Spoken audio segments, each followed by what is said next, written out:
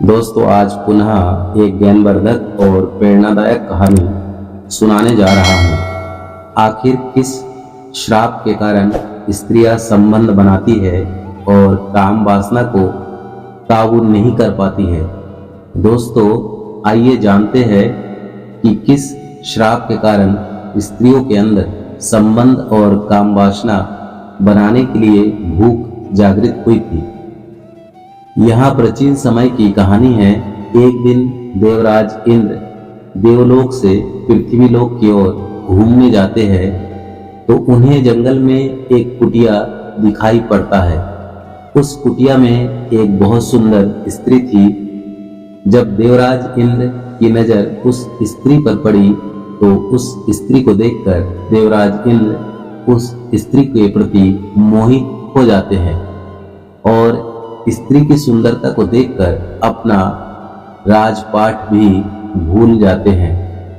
दोस्तों, देवराज इंद्र को इस बात का ज्ञात नहीं था कि वह जिस स्त्री को देखकर मोहित हो रहा है वह स्त्री महर्षि गौतम की पत्नी है।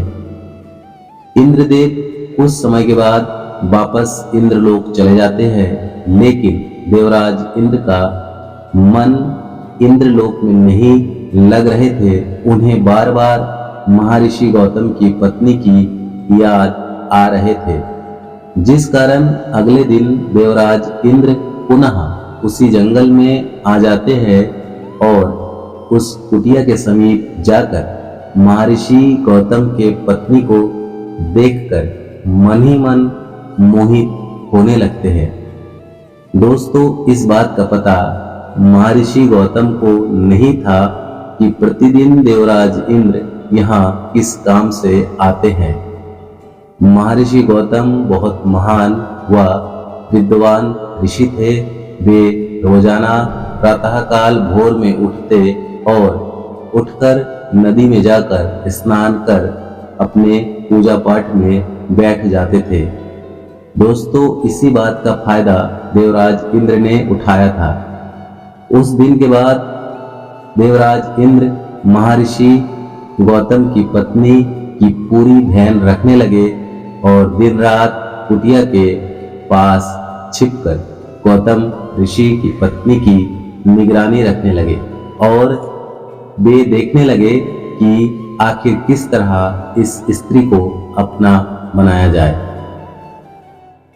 दोस्तों, एक दिन की बात है जब महर्षि गौतम हर रोज की तरह प्रातःकाल भोर में उठते हैं और नदी में जाकर स्नान आदि कर अपने कुटिया में आकर पूजा पाठ में बैठ जाते हैं।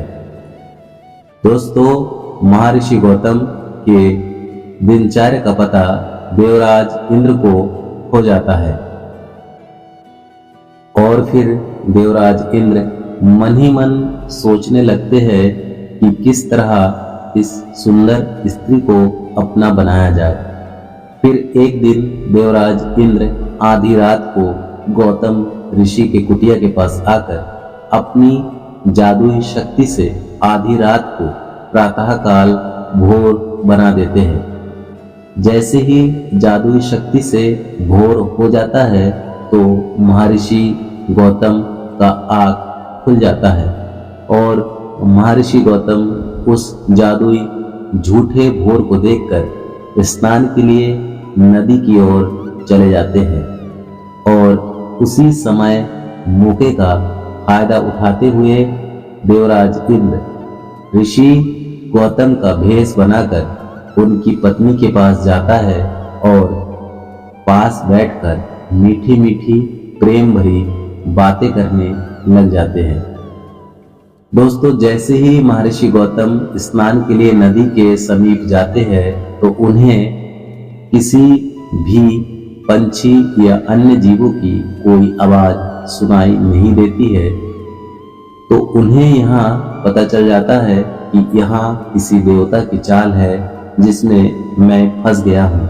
उसके बाद महर्षि गौतम वापस अपने कुटिया की ओर चले जाते हैं और कुटिया में जाकर देखते हैं कि देवराज इंद्र मेरा ही रूप धारण कर मेरे पत्नी के साथ सोए हुए हैं। दोस्तों, जैसे ही यह दृश्य महर्षि गौतम देखते हैं तो उन्हें बहुत क्रोध आने लगता है और क्रोध में अपनी पत्नी को पत्थर बनने का श्राप दे देते हैं और देवराज इंद्र को काम वासना का भूखा मानकर उन्हें यहाँ श्राप देते हैं कि तुम्हारे शरीर में हजारों योनियों का निर्माण होगा। दोस्तों, जैसे ही यह श्राप महर्षि गौतम देवराज इंद्र को देते हैं तो उसी समय देवराज इंद्र के शरीर में हजारों योनियों का निर्माण हो जाता है। यह देखकर देवराज इंद्र महर्षि गौतम के चरणों में गिरकर गिड़गिड़ाने लगते हैं और अपनी गलती का क्षमा मांगने लगते हैं। उसके बाद महर्षि गौतम देवराज इंद्र से कहते हैं कि मैं अपना श्राप तो वापस नहीं ले सकता हूँ, लेकिन तुम्हारे संपूर्ण शरीर में जो योनियां हैं ये आंखों के रूप में परिवर्तित हो जाएंगी। उसी समय देवराज इंद्र के शरीर में जितनी भी योनियां थी वो सभी आंखों के रूप में परिवर्तित हो गई थी। दोस्तों, उसके बाद में महर्षि गौतम ने अपने पत्नी को पत्थर बनने का श्राप दिया था, तो उनकी पत्नी महर्षि गौतम से कहती है कि हे नाथ, मेरा इसमें कोई गलती नहीं है, क्योंकि मुझे यह पता नहीं था कि मेरे साथ जो व्यक्ति ने संबंध बनाया है वह कौन है। उसके बाद महर्षि गौतम अपनी पत्नी से कहती है कि हे देवी, मैं अपने श्राप को वापस नहीं ले सकता हूँ, लेकिन मैं तुम्हें यह वरदान देता हूँ कि आने वाले समय में भगवान विष्णु के अवतार श्री राम जन्म लेंगे, जो तुम्हें आकर स्पर्श करेंगे और तुम फिर पत्थर से एक स्त्री बन जाओगे। दोस्तों, उसके बाद भगवान राम जन्म लेते हैं और वनवास के दौरान उसी जंगल में आते हैं, तो उस समय वे उस पत्थर के शिला को स्पर्श करते ही वह पत्थर एक स्त्री बन जाती है और वह श्राप से मुक्त हो जाती है। दोस्तों, यह कहानी आप लोगों को कैसा लगा कमेंट बॉक्स पर जरूर बताना, और आप अगर इस चैनल पर नए हैं तो इस चैनल को सब्सक्राइब कर बेल आइकन को प्रेस करना ना भूलें। जय श्री कृष्णा।